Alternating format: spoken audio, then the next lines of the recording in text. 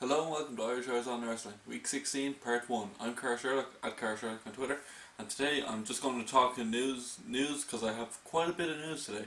WWE NXT wrestler Jake Carter, who has features similar to The Miz, also shares the same name as Miz's character in the Marine 3. No word yet if this will still happen, but there's a plan last year to create a Jake Carter character in development that would eventually move up to WWE main event roster and feud with The Miz once the move came about. Jake Carter is also the son of the WWE legend Vader, and that would be quite good, having another generation superstar to get into the business. There's no harm in that whatsoever.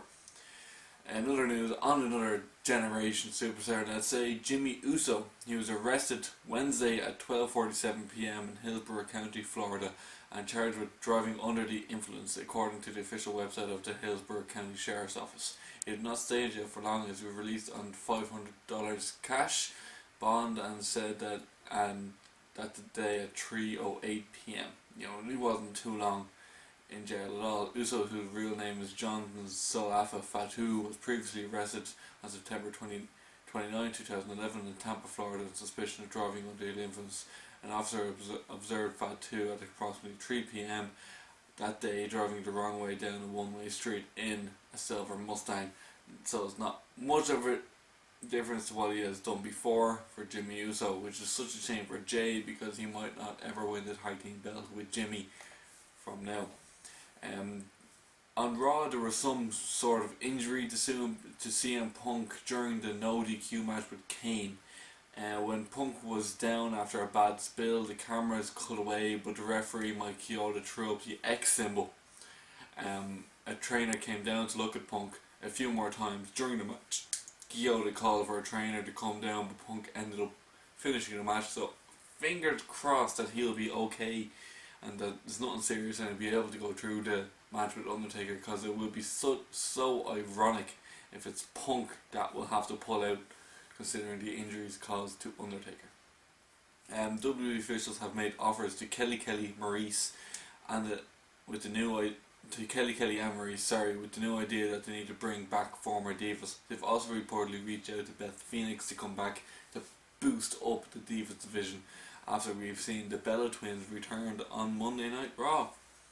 WWE officials have discussed having Dolph Ziggler and Big E Langston versus Kane and Daniel Bryan for the tag team titles at WrestleMania 29. This is why Langston will attack Daniel Bryan. By what happened on SmackDown tapings last night, it looks like they are moving forward with this plan. Before Monday Night Raw, many people backstage at Raw were talking about how WWE Champion The Rock was not there. Several of The Rock's co-workers are upset at the fact that he's not going to be in attendance for two of the last Big Four shows before WrestleMania 29. There's already some resentment over him being in the WrestleMania event again, but him not being there each week is not helping things whatsoever. Before Monday's Raw hit the air, the original script they had for Chris Jericho's highlight reel was a really bad one. Believe it or not, worse than the one that we've seen already. One so bad that they changed completely and spent hours redoing it before the segment. There was no problem with the Jerrytron. There was also a problem with the Jerrytron that was in the ring during the playing of the Marine 3 trailer. The WWE ring crew had to remove the Jerrytron from the ring. This caused more problems for the segment, and Jericho was forced to improvise. The segment really took a turn for the worse when Brad Maddox came out, and the Jerrytron was supposed to be involved in the Maddox presentation, but it wasn't in the ring anymore. He lost track and flubbed his promo completely on TV. As if you look back, it was just a god awful performance. Even before Maddox came out, Vince had instructed Michael Cole to bury the segment on commentary. There was some heat and cold with the feeling that the segment was bad, but most people wouldn't have noticed or said anything if it weren't for his comments drawing attention.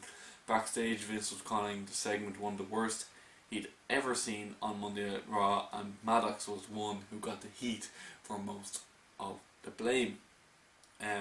Regarding WWE inducting Paul Bearer into the Hall of Fame this year, some chose someone close to Paul Bearer says that if it was up to Bearer, he would be inducted the same year as The Undertaker, and I think that is completely correct, as that's when he deserves to go in.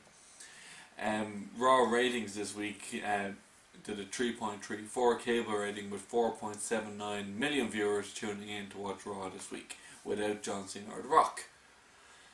And the current plan is for Triple H to defeat Brock Lesnar at WrestleMania 29. The feeling is that he has to win because Lesnar beat him the first time, broke his arm twice, and broke Shawn Michaels' arm as well. There's also been talk of Shawn Michaels appearing in the storyline again, so Michaels can have a WrestleMania Raw. I really hope that doesn't happen, as we're losing the appeal of Shawn Michaels as an appearance.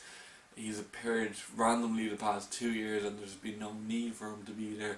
He's been there for the Undertaker storylines. If he comes back now, it's just a commodity that he's appearing for any time Triple H has a match, and it's just getting very, very annoying, and I don't want him to be there if I am honest. WWE officials specifically scripted John Cena not to appear on Monday's Raw from Indianapolis because WWE Champion The Rock couldn't be there. Yes, very happy about that, as you can clearly see. They did not want to bring attention to the fact that WWE Champion wasn't there on the road to WrestleMania. Well, then maybe they shouldn't have booked him as WWE Champion. They went against the idea of having Cena come out and cut an in-ring promo because The Rock would have looked weak not being there to respond to it. They also did not want to put it out there that The Rock was in South Korea at the G.I. Joe 2 movie premiere. The decision was made to just air a video package for the match. An awful decision. Just an awful decision.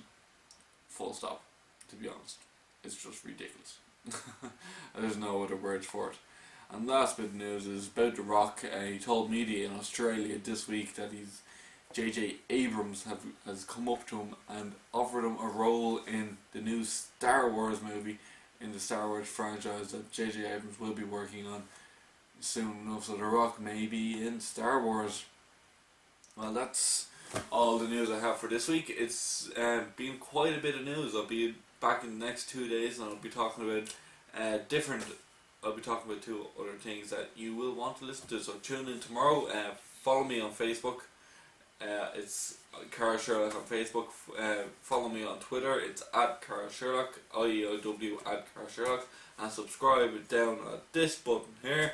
If you haven't already, I'd appreciate it very much. If you want to talk to me about anything on Twitter, just contact me on Twitter at Carl Sherlock, or use the hashtag IEOW, and I will talk to you about anything at all. I'm Carl Sherlock, at Carl Sherlock on Twitter. Slán, I'll see you tomorrow.